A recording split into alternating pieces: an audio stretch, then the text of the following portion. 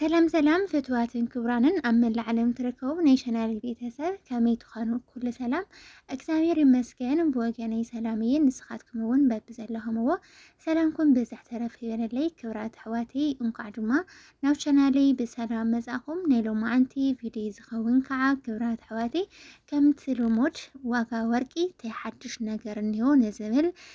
كنرينا ياو كم تزفلت وشرفي بتعمي وسيخنيو ورق ማለት ደግሞ ልክ ከም ሸርፊ ምስቲ ሸርፊ ጎና ጎን ዝኸይድና ተሓድሽ ነገርኒ ወሲኽ ርግአኒ ሱን ዝብል ክንሪና እስከ ዓቢድ ፍጻመ ተኸታተልዎ ንቻናለይ ሓድሽ ዝኾንኩም ሰብስክራይብ ነባራ ዝኾንኩም ከዓ ላይክ ሸር እናገበርኩም ኣበረታቱዕኒ ላይክ ሸር ንትገብሩለይ ከዓ ካብ ልቢ እናመስገንኩ ሕሪት ልበይ ቆማ ሰገላ መዘባ ሜዳት ዘላስ ይኹንለይ ኣቀርባ ንኻልስትኺ ብስሒላ ድሓን መለስ ተጐርግዳ تشاميلي يا أنس نافي غيا يا أنس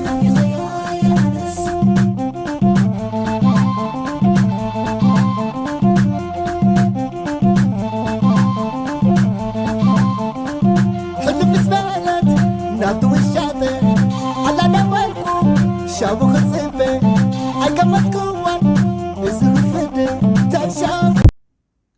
ቤተሰብ እንግዲህ በመጀመሪያ እንሪኦ 14 ካረንቲ ክኸውን ከምንሃልና እስካብ 24 ካረንቲ ዘሎ ብናይ ውሽጢ ዓድና ብዶላር ክንደይ ንህዮ ዝብልና ክርኢ መጀመሪያ 14 ክንርኢና 14 ካረንት ሎማዓንቲ ኖቨምበር 1 ወይ ከዓኒ ጥቅምቲ 22 ማለት እዩ 14 ካረንት ብዶላር $75 ክሽየጥ ከሎ ብናይ ኢትዮጵያ ገንዘብ ከዓኒ 11,500 ክሽየጥ ውዒለ ኣሎ ማለት እዩ። ያው 14 ካረንት ማለት ከባቢ 46-47% ወርቂ እቲ 53-54% ድማ ካብ ብረታ ብረት ነሃስ ዚንክ ወዘተ ዝበሉ ተሓዊሱ ዝስራሕ ወርቂ እዩ ማለት እዩ። ካው 15 ካረንቲ እናክርኢ 15 ካረንት ከዓኒ ብዶላር ክንርኢ ከለና $80 ክሽየጥ ከሎ ብናይ ኢትዮጵያ ገንዘብ ከዓ 12,388 ክሽየጥ ውዒለ ኣሎ ማለት እዩ። ከምቲ ዝፍለጥ ኣብዚ ክልተ መዓልቲ እዚ ሸርፊ ብጣዕሚ ወሲኹ ዘሎ እና ከምቲ ዶላር ምሳኹ ወርቂ ወሳኽ ኣየርኤናን ዝኒሆ ማለት እዩ። ቆንጆ እዩ ዝኒሆ ካኡ 16 ካረንት ኢና ክርኢ 16 ካረንት ብዶላር $86 ክሽየጥ ከሎ ብናይ ኢትዮጵያ ገንዘብ ከዓኒ 13,200 ክሽየጥ ውዒለ ኣሎ ብሎማዓንቲ ዕለት ማለት እዩ። ክብራት ኣሕዋተይ ቀፂልና እንሪኦ ከዓኒ 17 ካረንቲ ክኸውን 17 ካረንት ብናይ ኢትዮጵያ ገንዘብ 14,000 ብቻ እናተሸየጠ ውዒለ ኣሎ። ካኡ 18 ካረንት ኢና ክርኢ 18 ካረንት እንድሕዳሪኹም ዳርጋ መብዛሕትኡ ሰብ 18 ካረንት ዝገዝእ ምክንያቱም ናይቲ ወርቂው ኣሰራርሑም ብጣዕሚ ቆንጆ እዩ ማለት ዋላ ክንዲ 21 ኣይምፃእ ግን ደሞ ካብ 14 ካብ 15 ብጣዕሚ ዝሐሸ እዩ 18 ካረንት መብዛሕትኡ ሰብ ዝስርሐዩ ስለዚ ብዶላር $96 ክሽየጥ ከሎ ብናይ ኢትዮጵያ ገንዘብ ከዓኒ 14,865 እናተሸየጠ ውዒለ ኣሎ ኣብ ኢትዮጵያ ማለት እዩ። ካኡ 19 ካረንት ኢና ክርኢ 19 ካረንት ብዶላር $102 ክሽየጥ ከሎ ብናይ ኢትዮጵያ ገንዘብ ከዓኒ 15,600 ክሽየጥ ውዒለ ኣሎ ማለት እዩ። ክብራት ኣሕዋቲ ቀፂልና ንሪኦ ከዓኒ 20 ካረንቲ ክኸውን 20 ካረንት ብዶላር ክሽየጥ ከሎ ብዶላር ማለት እዩ ክብራት ኣሕዋቲ ብናይ ኢትዮጵያ ገንዘብ 10,755 ቅርሺ እናተሸየጠ ውዒለ ኣሎ ክብራት ኣሕዋቲ በዓል 20 ካረንት ማለት እዩ። ካብኡ 21 ካረንት ኢና ክርኢ 21 ካረንት ብዶላር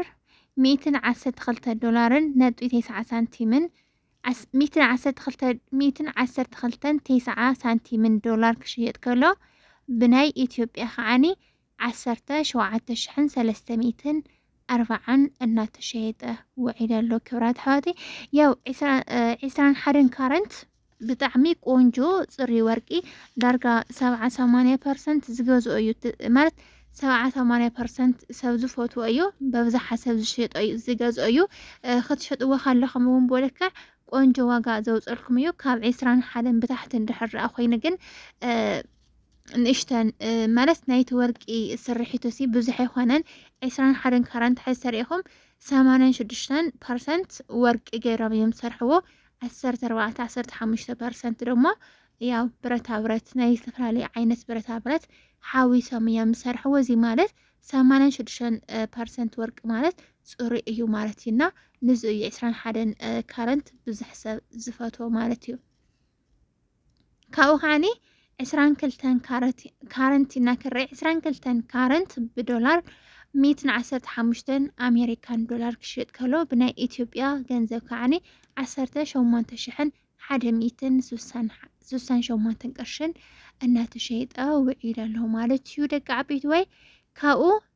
23 ካረንት ኢና ክርኢ ማለት እዩ 23 ካረንት ብዶላር 123.68 ዶላር ክሽየጥ ከሎ ብናይ ኢትዮጵያ ገንዘብ ከዓኒ 18,998 እናተሸየጠ ውዒል ኣሎ ብሎም ማዓንታለት ኣብ መጨረሻ እንሪኦ 24 ካረንት ናይ መጨረሻ ከዓ ናይ መወዳእታ ጽሪ ወርቂ እዩ እዚ ማለት 24 ካረንት እንድሕር ትገዝኡ 99.9 ጽሪት ወርቂ ናይ መጨረሻ ምንም ዘይሕወሶ ጽሪ ወርቂ ማለት እዩ ክብራት ኣሕዋተይ እንግዲህ 24 ካረንት እንድሕር ትገዝኡ ኮይንኩም ብዶላር 129 ናይ ኣሜሪካን ዶላር ብናይ ኢትዮጵያ ገንዘብ ከዓኒ 19,820 ማለት እዩ እስኪ 24 ካረንት ዝገዛእኹም ወርቂ ተሊኹም ኮሜንት ጻሓፉለይ እና ያው 24 ካረንት ናይ መጨረሻ ጽሪ ወርቂ ምንም ዘይሕወሶ እዩ እና ክብራት ኣሕዋተይ ናይ ሎማዓንቲ ዝዋዕለ ዋጋ ወርቂ ከምዚ ይመስል ነይሩ ብዶላር ኮነ ብናይ ኢትዮጵያ ገንዘብ ከምዚ ይመስል ደቂ ዓበይቲ ወይ እና ሓሳብ ርእይቶ እንተልይኩም ከዓነ ኮሜንት ጻሓፉለይ ማለተይ ቂር ዘለክን ወይ ከዓ ዝበለኩም ነገር ተልዩ ኣብ ኮሜንት ጻሓፉለይ ካልእ ክሰርሐልኩም ትደልይዎ ነገር ተልይ ቪድዮ እውን ኣብ ኮሜንት ጻሓፉለይ ናይ ሎማዓንቲ ቪድዮ እዚኣ ትመስል ነይራ እስካብ ቪድዮ ፍጻመ ንስተኸታተልኩምኒ ካብ ልብና መስገንኩ እየ ላይክ ሸር ሰብስክራይብ ምግባር ደሞ ኣይትረስዑ ማለት እዩ ክብራት ኣሕዋተይ ሰናዩ ባይ ባይ حريت لبي قم سجل عمل سبعة قيدات زلاس يكون لي كربا نقال استوخي بس حلا